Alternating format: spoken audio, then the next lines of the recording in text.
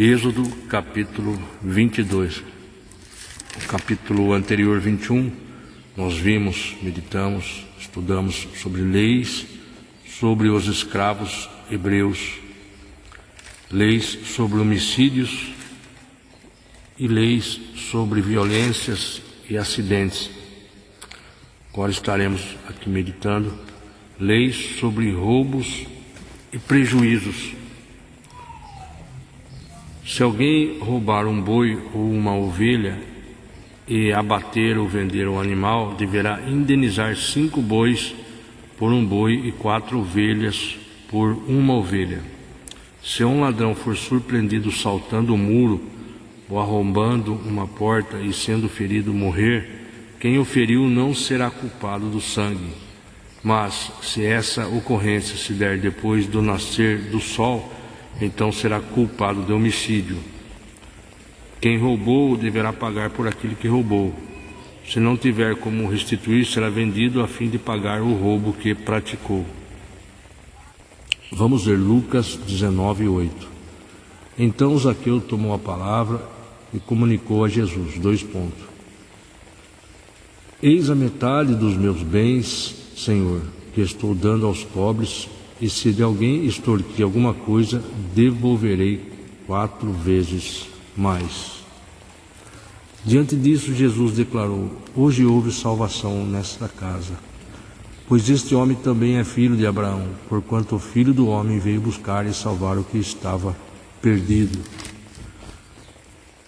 O milagre da conversão sempre atinge a pessoa humana em seus pecados e recalques psicológicos mais crônicos, transformando o caráter e os sentimentos à semelhança do Senhor, Imago Dei, a imagem de Deus. Zaqueu passa a ver em Cristo o grande valor e referencial da sua vida. Seus valores e ambições assumem prioridades celestiais e eternas. Zaqueu tira seu foco de acumular egoísta de bens e amplia sua visão para a socialização do amor e dos recursos materiais. Suas capacidades serão agora usadas para glorificar a Deus, em benefício do reino e não apenas para si mesmo. Suas capacidades serão agora usadas para glorificar a Deus em benefício do reino e não apenas para si mesmo. Zaqueu enxerga o mal que fazia e decide indenizar a quem prejudicou, além do que exigia a lei, considerando sua antiga atitude como roubo e restituindo, portanto, até 4 vezes mais. Êxodo 22:1, estamos lendo, 2 Samuel 12:6, Provérbios 6:31.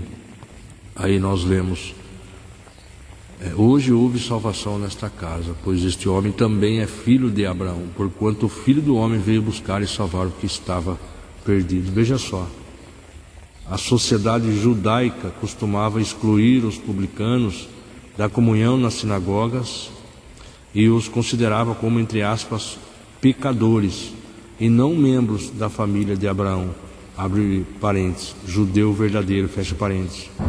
Jesus reconduz Zaqueu à sua condição de filho de Abraão, não apenas pela linhagem, mas sobretudo pelo seu, abre aspas, andar nos passos da mesma fé que teve Abraão, fecha aspas, Romanos 4:12. O título messiânico, 2 pontos, abre aspas, Filho do Homem, fecha aspas, Deuteronômio 7:13, foi usado apenas por Jesus, citado nos 4 evangelhos por Estevão, Atos 7:56, e na visão escatológica de João, Apocalipse 1:13. Glória a Deus. Voltando para Êxodo, versículo 4. Se o animal roubado, boi, jumento ou ovelha, for encontrado vivo em seu poder, restituirá o dobro. Se alguém fizer seu animal passar por um campo ou uma vinha e o deixar pastar no campo de outrem, restituirá a parte comida desse campo conforme o que ajustar. Se ele deixar pastar o campo inteiro, pagará com o melhor do seu próprio campo e o melhor de sua própria vinha. Versículo 6: se um fogo se espalhar e alcançar os espinheiros e queimar os feixes colhidos ou o trigo plantado, ou até mesmo a lavoura toda, aquele que iniciou o incêndio restituirá o prejuízo. Versículo 7: se alguém der a seu próximo prata ou bens para serem guardados, e isso for furtado daquele que o recebeu, se for achado o ladrão, este pagará em dobro. Se o ladrão não for achado, então o dono da casa será levado diante de Deus para testemunhar que não se apossou do dinheiro ou bem alheio. Em toda causa litigiosa relativa a um boi, a um jumento, a uma ovelha, a uma vestimenta ou qualquer objeto perdido do qual se diz, entre aspas, isto me pertence. As duas partes envolvidas deverão levar a causa diante dos juízes. Aquele a quem Deus declarar culpado restituirá o dobro a seu próximo. Se alguém confiar a guarda de outro jumento, um touro, uma ovelha ou qualquer outro animal, e este morrer, ficará aleijado ou for roubado sem que ninguém o veja nem o encontre. Versículo 11: a questão entre as partes será resolvida prestando-se um juramento solene diante do Senhor, de que um não lançou mão da propriedade do outro. O dono terá de aceitar isso e nenhuma restituição será exigida. Na versão da ARC, então haverá juramento do Senhor entre ambos, de que não meteu a sua mão na fazenda do seu próximo, e o seu dono o aceitará e o outro não o restituirá. Vamos ler Hebreus 6:16. Hebreus 6:16, 17 e 18. Ora, os homens juram por quem é maior que eles, e para eles o juramento confirma a palavra empenhada, pondo fim a toda discussão. Do mesmo modo, Deus, querendo demonstrar de forma mais clara aos herdeiros da promessa a imutabilidade do seu propósito, interveio com juramento, para que nós, que nos refugiamos no acesso à esperança proposta, sejamos grandemente encorajados por meio de duas afirmações imutáveis, nas quais é impossível que Deus minta. A palavra grega original usada para descrever aqui a, abre aspas, paciência de Abraão é macrotumia, que significa, entre aspas, longanimidade, em contraste com os sentimentos de indignação e revolta. Refere-se, portanto, ao fato de Abraão ter, abre aspas, esperado com fé, fecha aspas, por cerca de 25 anos pelo nascimento de Isaque e mais tarde pela entrega e restauração do seu filho. As duas afirmações imutáveis do Senhor são, a promessa de Deus, que por si só é absolutamente fidedigna, e o juramento de Deus concedido aos homens, que confirma essa promessa. Hoje os crentes podem contemplar a promessa que Abraão, no seu tempo, podia apenas antever. João 8,56. Assim como uma forte âncora que mantém o navio na posição correta e salvo das marés e das correntes marítimas, nossa fé, esperança convicta em Cristo é a nossa garantia de completa salvação e segurança. João 10, 34, 38. Aqui leremos. Jesus lhes contestou: não está escrito na vossa lei, eu disse, sois deuses? Se ele chamou, entre aspas, deuses, com letra minúscula, aqueles a quem veio a palavra de Deus, abre parênteses, e a escritura não pode ser quebrada, fecha parênteses. Como vós dizeis daquele a quem o Pai santificou e enviou a esse mundo, tu blasfemas, porque vos declarei, eu sou o Filho de Deus. Se não faço as obras de meu Pai, não acreditais em mim. Mas se as faço, mesmo que não acreditais em mim, crede nas obras, para que possais saber, a compreender que o Pai está em mim e eu estou no Pai. Contudo, uma vez mais tentaram prendê-lo, mas ele se livrou das mãos deles. Aqui. Nós estamos lendo João 10. Só recapitulando, veja só. Hoje os crentes podem contemplar a promessa que Abraão, no seu tempo, podia apenas antever. João 8,56. Está escrito: vosso pai Abraão muito se alegrou, pois veria o meu dia. E ele o viu e ficou feliz. Assim como a forte âncora que mantém o navio na posição correta e a salvo da força das marés e das correntes marítimas, nossa fé, abre parênteses, esperança convicta, fecha parênteses, em Cristo, é a nossa garantia de completa salvação e segurança, onde nós vemos João 10, 34, 38. Glória a Deus. Na versão da Almeida, no versículo 35 de João 10, está: pois, se a lei chamou deuses aqueles a quem a palavra de Deus foi dirigida, abre parênteses, e a Escritura não pode ser anulada, fecha parênteses. Vamos ler Romanos 13, 1. Todos devem sujeitar-se às autoridades superiores, porquanto não há autoridade que não venha de Deus, e as que existem foram ordenadas por Ele. Veja só, o Império Romano reconheceu o cristianismo como uma seita do judaísmo, cerca de uma geração após a morte de Cristo. O judaísmo gozava de certos privilégios éticos e jurídicos, por haver sido considerada religio lícita pelo dominador romano. Abre parênteses, Atos 18, 12, 17. Paulo, observando que grande parte das autoridades era ainda pagã, preocupou-se em deixar uma instrução escrita para nortear as relações entre os crentes e as autoridades governamentais. Paulo é claro em declarar que os cristãos devem obedecer às leis do Estado e viver de maneira respeitável e honesta, inclusive como forma de testemunhar seu amor fraterno a Cristo e ao próximo.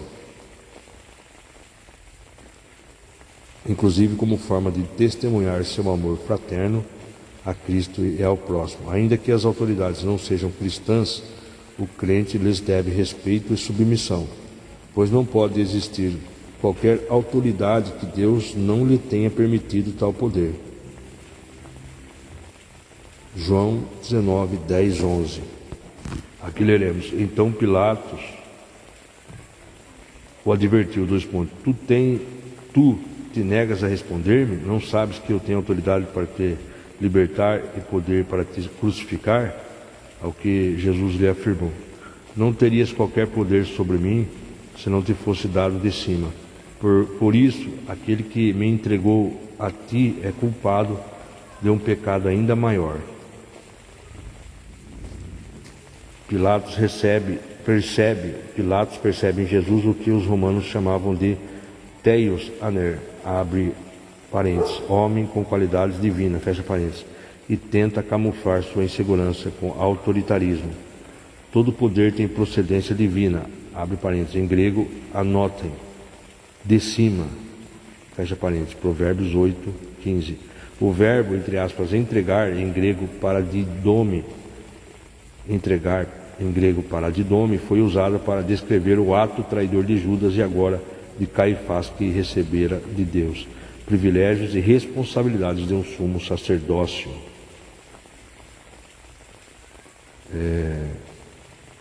Desse momento em diante, Pilatos procurou libertar Jesus, mas os judeus o ameaçaram, exclamando: se deixares esse homem em liberdade, não és amigo de César, pois todo aquele que se faz rei é contra César.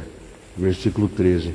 Quando Pilatos ouviu esse clamor dos judeus, trouxe Jesus para fora no tribunal e sentou-se no trono do juiz, e em um lugar conhecido como um pavimento de pedra, mas em aramaico é Gábata. E esse era o dia da preparação, a sexta-feira da semana da Páscoa, por volta da hora sexta, quando então Pilatos declarou aos judeus, eis aqui o vosso rei. Eles, porém, exclamavam: a morte, crucifica-o.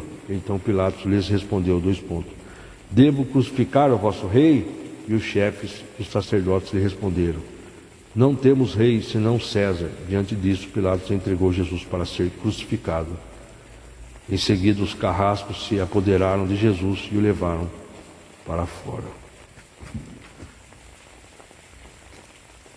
O tribunal era uma plataforma mais alta, em grego bema, como uma cadeira vistosa em que o magistrado romano se sentava quando exercia suas funções judiciais. Pilatos teria presidido todo o julgamento desse local, não fosse a insistência dos religiosos judeus para não entrarem no pretório, a fim de evitar a contaminação. Veja só, próximo ao meio-dia, na época, romanos, gregos, judeus calculavam as horas a partir do nascer do sol. Parasceve, abre parênteses, grego-judaico, parasheve, recebeu o significado de, abre aspas, véspera do sábado, fecha aspas, sexta-feira. Não temos rei, senão César. Veja só, Pilatos conseguiu fazer os judeus mais religiosos exclamarem que não tinha outro rei, senão o imperador romano César. Mas João enfatiza que coube ao próprio Pilatos proclamar para a história que Jesus é o rei. Além disso, João vê um profundo significado nas muitas coincidências ocorridas. Por exemplo, na época e na hora do julgamento, condenação e execução de Jesus. Segundo a Mishnah, abre parênteses, lei codificada e escrita dos judeus, fecha parênteses. Mishnah, quando a Páscoa caía na véspera de um sábado, o holocausto da tarde era realizado às 12 horas e 30 minutos e oferecido às 13 horas e 30, abre parênteses, 2 horas antes do tradicional, fecha parênteses. Depois disso era sacrificado o cordeiro pascual. Aí, continuando a crucificação de Cristo, e assim carregando sua própria cruz, Jesus saiu para um lugar chamado Calvário, Gólgota em aramaico. Calvário vem do latim calvária e significa caveira. O uso desse termo procede da Vulgata, ou da Vulgata. No original, a expressão é aramaica Gulgota, mas em hebraico é Gulgote. Os pais da igreja viram no ato de Isaac carregando a lenha para o holocausto, Gênesis 22:6, o antigo, abre parênteses, tipo ou figura, fecha parênteses, de Jesus carregando sua cruz. Ao afirmar que o próprio Jesus carregou sua cruz, João não contradiz os demais evangelhos, entre parênteses, sinóticos. Ao contrário, ele enfatiza que Jesus foi senhor da situação o tempo todo. Embora conduzido para o local da execução, ele caminha com seus carrascos como quem está cumprindo sua missão, como quem está cumprindo uma missão, e não como vítima relutante. Glória a Deus. Glória a Jesus.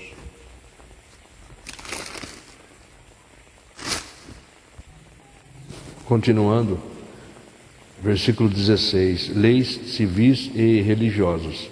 Se o homem seduzir uma virgem que ainda não estava prometida em casamento e se deitar com ela, deverá pagar seu dote completo e ela se tornará sua esposa. Contudo, se o pai dela recusar-se a entregá-la, ainda assim o homem terá de pagar o equivalente ao dote das virgens. Não deixarás viver as feiticeiras. Todo aquele que tiver relações sexuais com um animal terá de ser executado.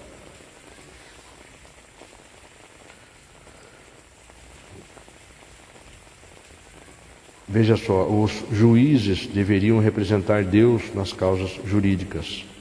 Várias leis semelhantes já regulavam as relações humanas no período patriarcal, Gênesis 31:39. Moisés foi chamado por Deus para coletá-las, priorizá-las e registrá-las por escrito, para que o povo sacerdotal do Senhor não tivesse dúvida quanto ao direito e à ordem, porquanto estavam rumando para uma terra de pagãos. Agora veja, todo aquele que tiver relações sexuais com o animal terá de ser executado. Este versículo revela um pouco mais sobre até onde pode ir o ser humano em sua insanidade e tendência para o mal. Mitologias e epopeias da antiguidade relatam atos de bestialidade praticados por homens, semideuses e deuses na Babilônia e em Canaã. Fatos que se repetiriam mais tarde na Grécia e Roma e em tantos outros impérios e países até nossos dias. Continuando. Quem sacrificar a outros deuses e não unicamente ao Senhor deverá ser destruído. Versículo 21. Não maltratareis nem oprimireis nenhum estrangeiro, pois vós mesmos fostes estrangeiros nas terras do Egito. Não prejudicarei as viúvas nem os órfãos. Na outra versão está: a nenhuma viúva nem órfão afligireis. Vamos ler Tiago 1:27. A religião que Deus, nosso Pai, aceita como sincera e imaculada é esta, 2 pontos: cuidar dos órfãos e das viúvas em suas dificuldades, e especialmente não se deixar corromper pelas filosofias mundanas. Você veja só, desde a queda, em Gênesis 3, a humanidade vive um estado de rebelião contra Deus. Repito, desde a queda, a humanidade vive um estado de rebelião contra Deus, que se intensifica a cada século, apesar de todos os aparentes movimentos religiosos observados em todo o mundo. Os crentes são incentivados a perseverar na verdade e na simplicidade do Evangelho. Os crentes são incentivados a perseverar na, com letra maiúscula, verdade e na simplicidade do Evangelho, a fim de não serem seduzidos por falsas religiosidades.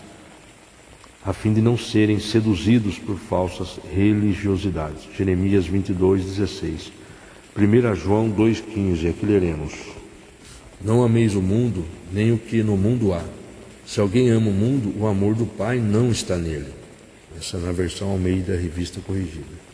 E agora na King James está escrito: 1 João 2,15. Não ameis o mundo nem o que nele existe. Se alguém ama o mundo, o amor do Pai não está nele. Pois tudo o que há no mundo, as paixões da carne, a cobiça dos olhos, a ostentação dos bens, não provém do Pai, mas do mundo. Ora, o mundo passa, assim como sua volúpia. Entretanto, aquele que faz a vontade de Deus permanece eternamente. Veja só. Filhinhos aqui, por meio da redundância linguística, João assegura a todos os seus, entre aspas, filhinhos, abre parênteses, queridos em Cristo, fecha parênteses, que a despeito das duras provas, está seguro da vitória espiritual dos crentes. Está seguro da vitória espiritual dos crentes, seja qual for o estágio ou a maturidade da fé de cada pessoa. Efésios 6, 10, 18. Veja só.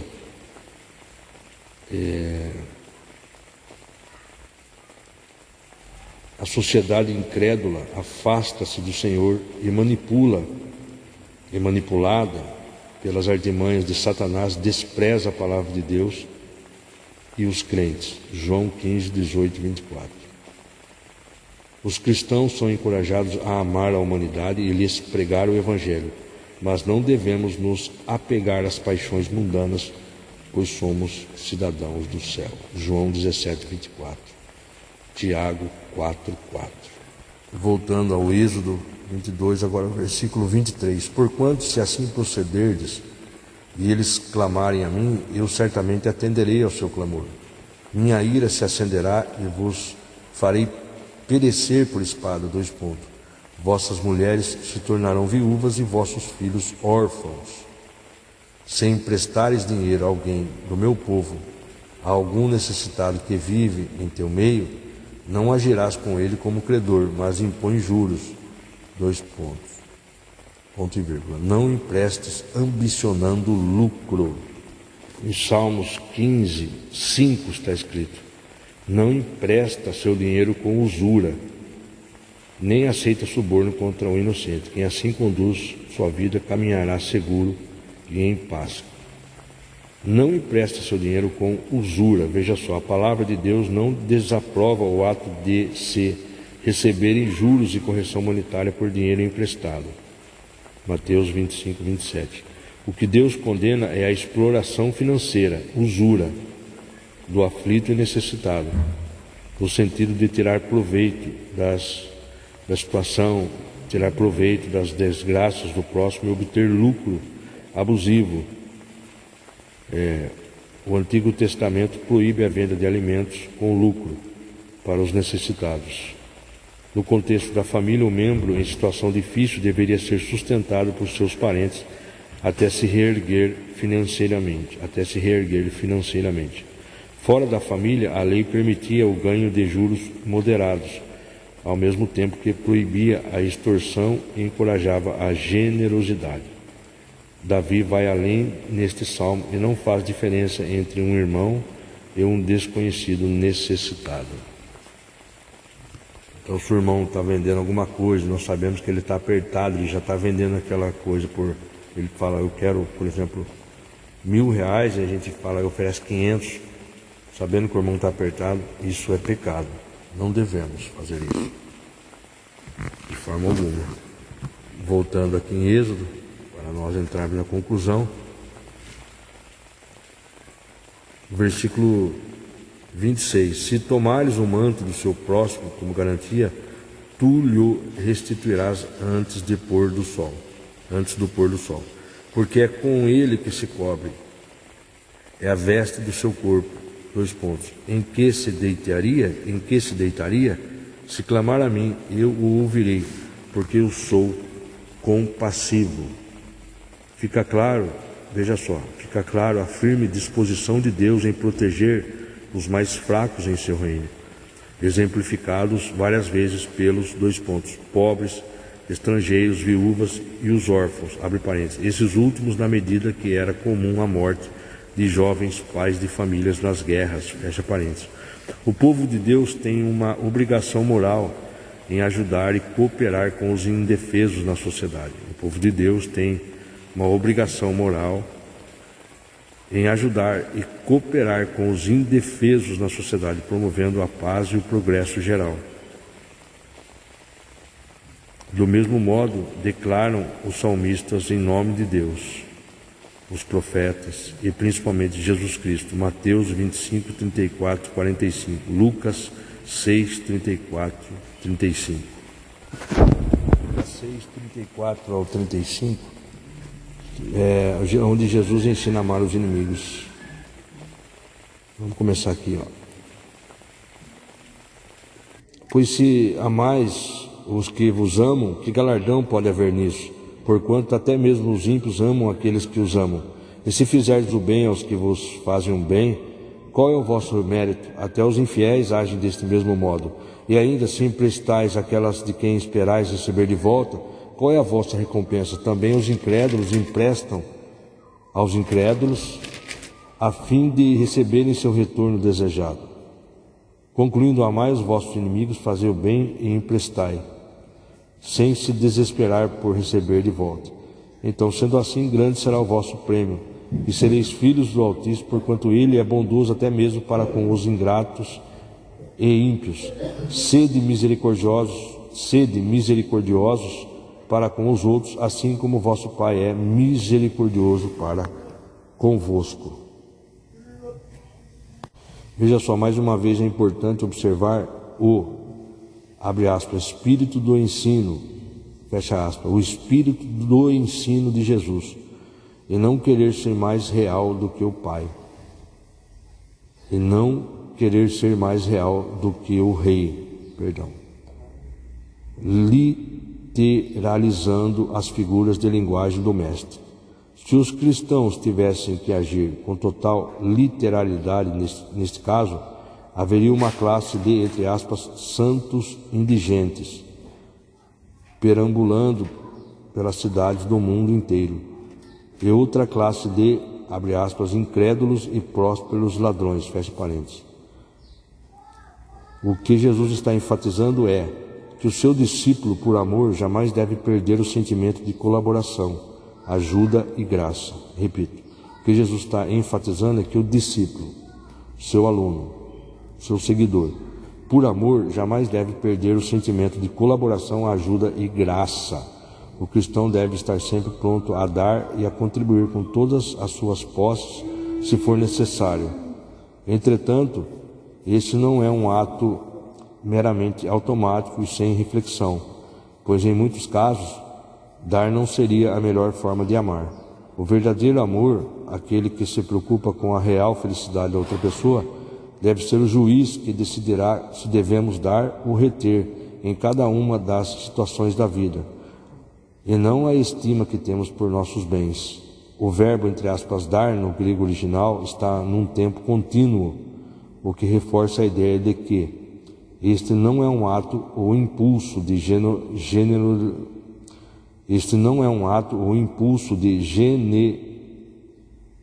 generosidade ocasional, mas sim uma atitude habitual, um estilo de vida.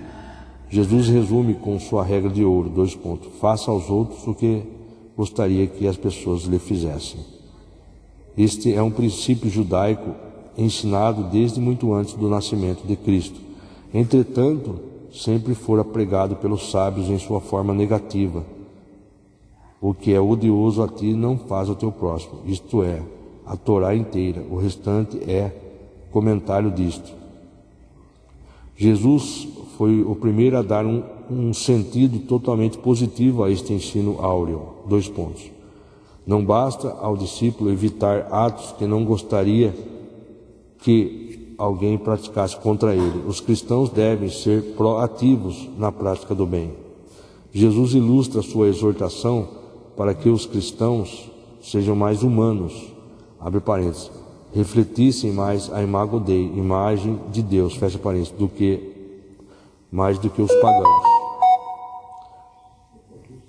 Pois até mesmo pessoas que não professam qualquer religiosidade ou fé em Deus, praticam certas virtudes, amam aos que as amam, retribuem o bem que lhes é feito e emprestam, especialmente se podem ter certeza de recebê-los de volta. O verbo original usado neste trecho indica um emprestar sobre juros. Se os cristãos assim procederem, não estão fazendo mais do que o mundo faz, não estão fazendo nada diferente do mundo, o que o mundo faz. Em resumo, Jesus nos orienta a tomar seus mandamentos pelo lado positivo de forma proativa. Abre aspas, amai aos vossos inimigos, fazei o bem e emprestai. Como cristãos, sempre devemos nos antecipar na prática e defesa do bem.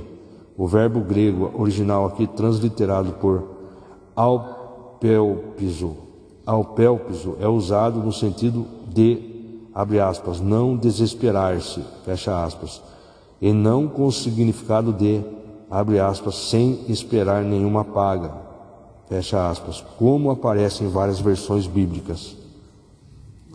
Os cristãos devem emprestar de forma justa, como um ato de louvor e serviço a Deus ao seu próximo, sem nunca se desesperarem por nada e por ninguém. O Senhor nos conclama a nunca servir. O Senhor nos conclama a nunca servir tendo em vista uma recompensa. Veja a importância. O Senhor nos conclama a servir sem nunca ter visto uma recompensa, ainda que seja um galardão no céu, pois se assim agirmos, estaremos simplesmente troca o egoísmo e a vaidade material pelo espiritual. Deus é benigno e misericordioso até para com os ímpios, pois lhe proporciona suas boas dádivas, tais como o sol, a chuva, o solo fértil e a boa colheita, na expectativa de que essas almas um dia percebam seu amor e salvação. O sonho de Deus é que todos os seus filhos fossem como Jesus.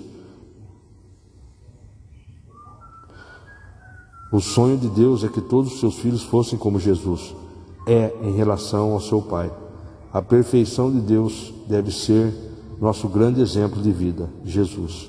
Mateus 5:9, 48. voltando em Êxodo 22, agora versículo 25 da ARC. Se emprestares dinheiro ao meu povo, ao pobre que está contigo, não te haverás com ele como um usurário, não lhe imporás usura. Se tomares um penhor a veste do teu próximo, lhe restituirás antes do pôr do sol. Versículo 27. Porque aquela é a sua cobertura e a veste da sua pele. Em que se deitaria? Será, pois, que quando clamar a mim, eu ouvirei, porque sou misericordioso. Os juízes não amaldiçoarás, e o príncipe dentre o teu povo não maldirás. Agora voltando aqui na King James, não blasfemarás, versículo 28, não blasfemarás contra Deus, nem amaldiçoarás nenhuma das autoridades do teu povo. Vamos ler Atos 23, 5. Ali Paulo tumulta o sinédrio.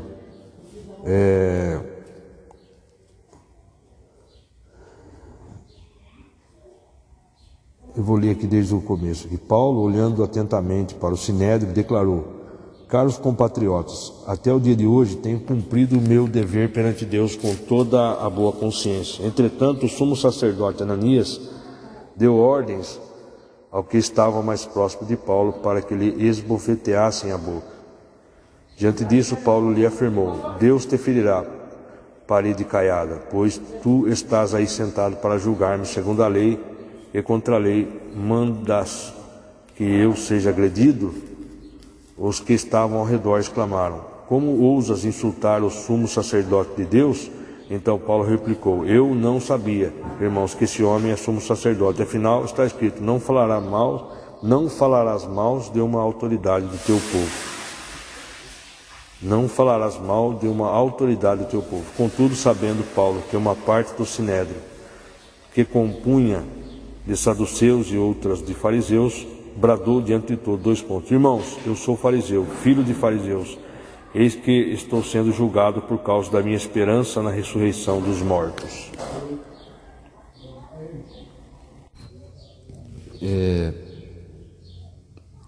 Versículo 29 de Êxodo 22, voltando: traze-me no tempo certo as primícias das ofertas de tuas colheitas, de cereais, de vinho e de azeite.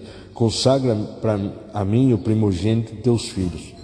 Farás o mesmo com a primeira cria de teus bois e de tuas ovelhas e cabras durante 7 dias. Ficará com a mãe, mas no 8º dia entrega-o a mim.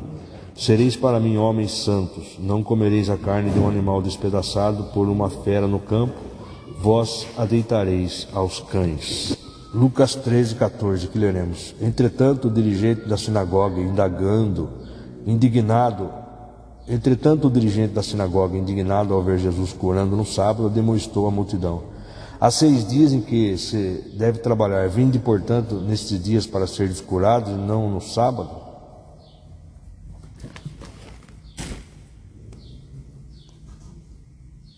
O chefe da congregação dos judeus, sinagoga, preocupou-se mais com sua tarefa de pôr ordem no serviço religioso, abre parênteses, o culto, fecha parênteses, do que com a salvação, abre parênteses, cura, fecha parênteses, de um ser humano.